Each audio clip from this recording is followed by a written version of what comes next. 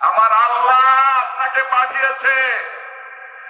আমি আমার আল্লাহর প্রতি শ্রদ্ধা রেখে বলি, আমার আল্লাহ যেন সারা জীবন আমাকে মানুষের খাদেম বানায় রাখে।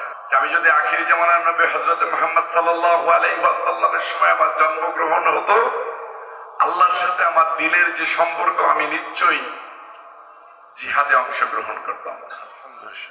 আল্লাহ পাক রব্বুল আলামিনকে আমি এখনো প্রতিদিন নামাজের সময় সিজদায় গিয়ে বলি, হে আল্লাহ, তুমি তোমার জন্য এবং তোমার প্রিয় হাবিব হযরত মুহাম্মদ সাল্লাল্লাহু আলাইহি ওয়াসাল্লামের জন্য যদি আমার জীবন কুরবানি করতে হয়, আমি সর্বদা সবসময় প্রত্যেকটা সেকেন্ডের জন্যই প্রস্তুত। এই মাদ্রাসায় আমরা বিশেষ কোনো দলকে প্রাধান্য দিয়ে থাকি না, কোনো দলকে খাটো করি না, কোনো দলকে আমরা খাটো করি না। আজকে আপনাদের কাছে হযরত উলামায়ে কেরামের কাছে দোয়া নিতে আসছেন আমাদের এই মাগুরা জেলার একটি সন্তান জনাব রবিউল ইসলাম নয়ন সাহেব। উনি শুনতে পেরেছেন, যেভাবেই হোক জানতে পেরেছেন যে আজকে এখানে উলামায়ে কেরামের একটা ঢল নামতেছে। প্রখ্যাত উলামায়ে কেরাম, বাংলাদেশের শীর্ষ উলামায়ে কেরামের আগমন করতেছে। উনি এটা জানতে পেরে সাথে সাথে উলামায়ে কেরামের চরণে তার একটু হাজিরা দেওয়ার জন্য উনি আসছেন, দোয়ার জন্য আসছেন। তো আমাদের উনি দোয়ার জন্য এসে আসলে দোয়া পাওয়ার যোগ্যতা অর্জন করে ফেলেছেন। কথা ঠিক না? উনি দোয়া নিতে এসে 1 লক্ষ টাকা দান করতে চাইলেন। এই লোকটার জন্য কি আমাদের দোয়া করা দরকার নাকি বদ দোয়া করা দরকার? কেন? উনি বয়ান শুনতে এসে আল্লাহ এবং রাসূলের ঘরে 1 লক্ষ টাকা দান করেছেন।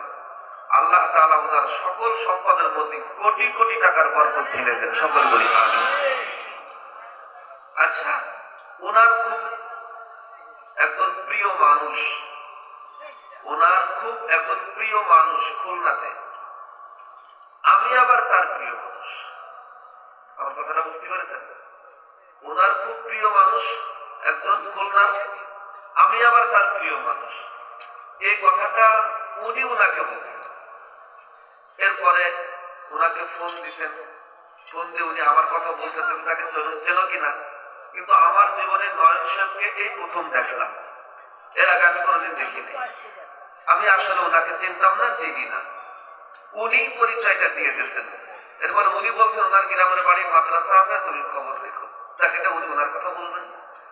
তো আপনারা যেন মনে করেন না যে আমি এখানে বিএনপিকে প্রাধান্য দিছি। আজকে ভালো করে জানেন, বিএনপি, জামাত ইসলামী আর আগে যারা ছিল নৌকা, আমি বিএনপি, জামাত ইসলামী, নৌকা কোন দলে কোনদিন ভোট দিই দেওয়ার ইচ্ছাও সামনে তেমন নাই। দেওয়ার ইচ্ছাও সামনে তেমন ভেবেছিলাম দেব, কিন্তু কিছু কাজ খারাপ করে ফেলেছে বিএনপির ভাইয়েরা। কাজটা যদি সুন্দর সামনে করেন তাহলে বিবেচনা করা যাবে। আমিন। যদি সুন্দর করার চেষ্টা করেন বিবেচনা করা যাবে। আমি কোন দলকে প্রাধান্য মাদ্রাসা কেন্দ্রিক দিই না। ব্যক্তিগতভাবে যারাই আমাদেরকে আলেম মনে করে, অন্তরে এলেমের মহব্বত যদি কারো থাকে, তারা যদি আমাদের কাছে দোয়া নিতে আসে, আমরা কলিজা খুলে দোয়া করে দিই। যেহেতু উনি এতগুলো আলেম ওলামাকে খুশি করলেন, আমরা অন্তর থেকে তার জন্য দোয়া করে দিলাম। আল্লাহ তাআলা ওনাকে সফল করেন। কি সফল? দুনিয়া এবং আখিরাতের যত কল্যাণ আছে আল্লাহ তাআলা তাকে দান করেন। তো উনি আপনাদের খুব সংক্ষিপ্ত, যেহেতু আমার আজকের মধ্যমণি উপস্থিত হয়ে গেছে, খুব সংক্ষিপ্ত একটু সালাম বিনিময়, একটু পরিচয় লাভ করবেন, আপনাদের কাছ থেকে দোয়া নেবেন। এখনই আপনাদের সামনে দোয়া নিতে যাচ্ছেন, দোয়া চাচ্ছেন মাগুরা জেলার কৃতি সন্তান জনাব রবিউল ইসলাম নয়ন সাহেব। ওনার পরেই আজকের মধ্যমণি ইনশাআল্লাহ কথা। বিসমিল্লাহির রহমানির রহিম। আসসালামু আলাইকুম। ওয়ালাইকুম আসসালাম ওয়া রাহমাতুল্লাহ। সম্মানিত হাজিরিন, ভাইয়েরা আমার, আমি প্রথমেই আমার পরিচয়, আমি একজন মুসলমান এবং আমার স্কুল জীবনে যাওয়ার আগে আমার পদার্পণ হয়েছে মক্তব মাদ্রাসায়। মাশাআল্লাহ, আলহামদুলিল্লাহ, জানতাম না। আমি পরিপূর্ণ একজন মুসলমান হয়ে হৃদয়ে ধারণ করি এবং দ্বীনের প্রতি, ইসলামের প্রতি। আমি আজকেও একটা জায়গায় মহিলা সমাবেশ ছিল, সমাবেশে বলেছি যে আমি যদি আখিরি জামানার নবী হযরত মুহাম্মদ সাল্লাল্লাহু আলাইহি ওয়াসাল্লামের সময় আমার জন্মগ্রহণ হতো, আল্লাহর সাথে আমার দিলের যে সম্পর্ক, আমি নিশ্চয়ই জিহাদে অংশগ্রহণ করতাম। আল্লাহ পাক রব্বুল আলামিনকে আমি এখনো প্রতিদিন নামাজের সময় সিজদায় গিয়ে বলি, হে আল্লাহ, তুমি তোমার জন্য এবং তোমার প্রিয় হাবিব হযরত মুহাম্মদ সাল্লাল্লাহু আলাইহি ওয়াসাল্লামের জন্য যদি আমার জীবন কুরবানি করতে হয়, আমি সর্বদা সবসময় প্রত্যেকটা সেকেন্ডের জন্যই প্রস্তুত। এটা হলো আমার ঈমান। মানুষ কে কি বলল সেদিকে রাজনীতিবিদদের তাকানো মুশকিল। আমার বিরুদ্ধে একটা সমাজ সোশ্যাল মিডিয়াতে প্রতিনিয়ত দেখবেন ফেক আইডি দিয়ে বিভিন্ন রকম প্রোপাগান্ডা ছড়িয়ে থাকে। শুধু আমি এতটুকু জানি যে আমার দিলের সাথে আমার সৃষ্টিকর্তার সম্পর্ক আছে। আমি এর বাহিরে এই যে প্রোপাগান্ডাকারীদের থেকে বিরত থাকতে চাই। আমি কোনো মন্তব্য করতে চাই না। শুধু হুজুর আসছেন, আর আমি একটা সময় কওমে মাদ্রাসাতেও পড়েছি। আমার আলেম ওলামাদের প্রতি আলাদা একটা শ্রদ্ধাবোধ, মায়া, মমতা, ভালোবাসা, এগুলো সবসময় কাজ করে। আমি যখনই ঢাকা থেকে আসি, কোনো না কোনো এতিম মাদ্রাসায় আমি ওই এতিম মাদ্রাসার বাচ্চাদের সাথে এক বেলা এক মুঠো ভাত খাই এবং তাদের খাওয়ার ব্যবস্থা করে দিই। আমি এই মাগুরা 2 আসনের প্রত্যেকটা মসজিদে ঘুরে ঘুরে নামাজ পড়ি এবং দরিদ্র যে মসজিদগুলো, সেই মসজিদগুলোতে নামাজ পড়ার চেষ্টা করি এবং দেখি যে ওই মসজিদে ফ্যানটা কেমন। ওই মসজিদে হয়তো আমি আর পরের বার যাইও না, কিন্তু ওই মসজিদের ফ্যানটা কেমন, মুসল্লিরা ঠিক মতো নামাজ পড়তে পারতেছে কিনা, ওই ফ্যানটা যদি আল্লাহ আমাকে দেওয়ার তৌফিক দান করে, আমি ওই ফ্যানটা দেওয়ার চেষ্টা করি। আমি দেখি যে মসজিদের স্পিকারটা ঠিক আছে কিনা, ইমামের কিরাত শেষ পর্যন্ত যাচ্ছে কিনা, ওই জিনিসগুলা খেয়াল করি। আমি মসজিদ মাদ্রাসার জন্য আমার দিল সবসময় কাঁদে, কোরআনের জন্য কাঁদে, কোরআনের পাখিদের জন্য কাঁদে। কোরআনকে যে ভালোবাসে আল্লাহর কসম খেয়ে বলতেছি, আমার জমিনে আমি যদি কোরআনের জন্য জীবন দিতে পারি, সেই জীবনটাই হবে আমার জন্য সার্থক। আমার এই দুনিয়াতে আমার আল্লাহ আমাকে যথেষ্ট দিয়েছে, সম্মান দিয়েছে, নাম দিয়েছে, খ্যাতি দিয়েছে। আমার আর এই দুনিয়াতে পাওয়ার মতো কোনো কিছু নাই। আমি আল্লাহর কাছে চাই, এই যে আপনাদেরকে সাক্ষী করে বলতেছি, কিয়ামতের দিন আপনারা সাক্ষী দিবেন। আমি আল্লাহর কাছে চাই, আল্লাহ যেন দ্বীনের জন্য আমার জীবনকে কবুল করে নেয় এবং মানুষের খেদমত করে আমার জীবনের শেষ দিন পর্যন্ত যেন আমি কাটাই দিতে চাই। আমি হুজুরের কাছে দোয়া চাইবো আমার জন্য, আপনারা আমার জন্য দোয়া করবেন, সুখে দুঃখে যেন আমি আপনাদের পাশে থাকতে পারি।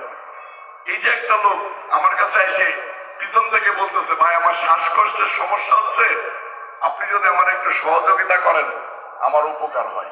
এটা কেন বলতেছে? মাগুরা 2 আসন সহ তথা মাগুরায় এমন কোন গ্রাম নাই, এমন কোন পাড়া নাই, এমন কোন মহল্লা নাই যে মহল্লার লোক আমার কাছে চিকিৎসা সেবা চেয়েছে, ঢাকাতে আমি তারে নিয়ে চিকিৎসা দিই নাই। এমন কোন মানুষ নাই যে আমার কাছে বিপদে পড়ে ঢাকায় ফোন করেছে, আমি তার ডাকে সাড়া দেই নাই। এটা কিন্তু আমার ক্রেডিট না, আমার আল্লাহ আপনাকে পাঠিয়েছে। আমি আমার আল্লাহর প্রতি শ্রদ্ধা রেখে বলি, আমার আল্লাহ যেন সারা জীবন আমাকে মানুষের খাদেম বানায় রাখে। সকলে আমার জন্য দোয়া করবেন। আসসালামু আলাইকুম। আলহামদুলিল্লাহ, অনেক ধন্যবাদ। যে কথাগুলো উনি বললেন, আল্লাহ ওনাকে পরিপূর্ণ আমল করার তৌফিক দান করেন। এখন আমাদের কাঙ্ক্ষিত মেহমান বিবাহের খুতবা পাঠ করছেন। ইন্নাল হামদুলিল্লাহ নাহমাদুহু ওয়া নাস্তাঈনুহু ওয়া নাস্তাগফিরুহু ওয়া নু'মিনু বিহি ওয়া নাতাওয়াক্কালু আলাইহি ওয়া না'উযু বিল্লাহি মিন শুরুরি আনফুসিনা ওয়া মিন সাইয়্যাতি আ'মালিনা। মান ইয়াহদিল্লাহু ফাহুয়াল মুহতাদ ফালা মুদিল্লা লাহু ওয়া মান ইউদ্লিল ফালান তাজিদ লাহু ওয়ালিয়্যান মুরশিদা। أما بعد فأعوذ بالله من الشيطان الرجيم. بسم الله الرحمن الرحيم.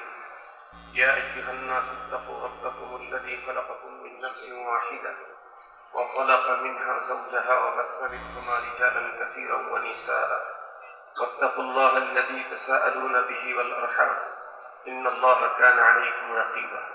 وقال الله سبحانه وتعالى: يا أيها الذين آمنوا اتقوا الله حق تقاته ولا تموتن إلا وأنتم مسلمون. وقال الله سبحانه وتعالى: يا أيها الذين آمنوا اتقوا الله وقولوا قولا سديدا يصلح لكم أعمالكم ويغفر لكم ذنوبكم ومن يطع الله ورسوله فقد فاز فوزا عظيما.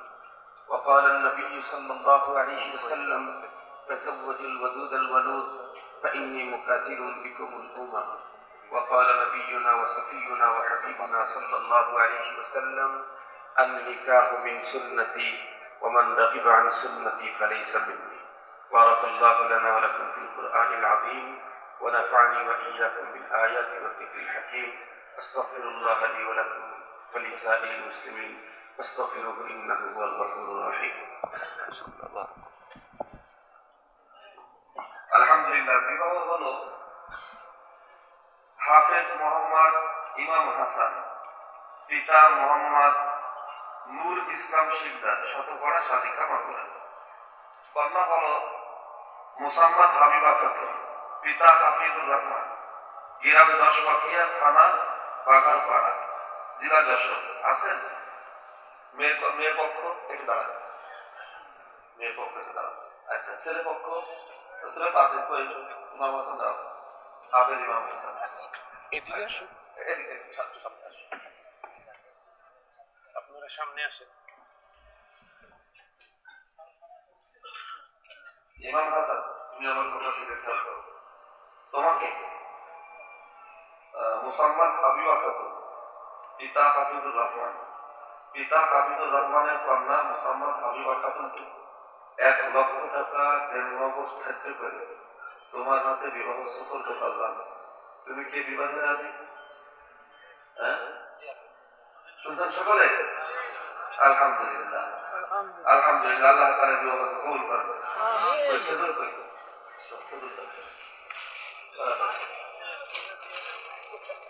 ভাই দুঃখিত, এই জুমায়ত সাহেবের হাতে ভালো তো, আমার কিন্তু হাতে দেখো চলে উঠেছে, আমার কাছে আমার সাথে দাও।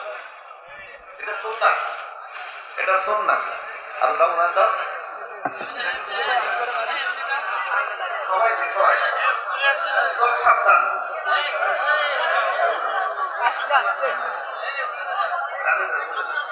এটা কোনো সুন্নাত।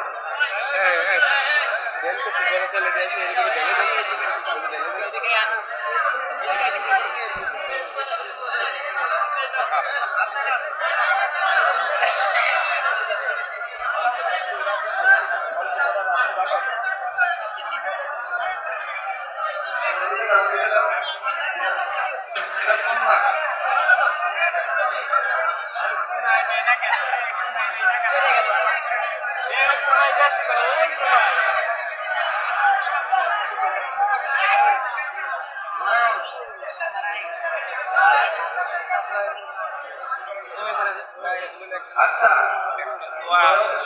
খেজুর শুকালেন, ওদের বিয়ে লেখা দিয়েছে দেখছো? আমলিদের বাড়তেছে নাকি সবজিতে?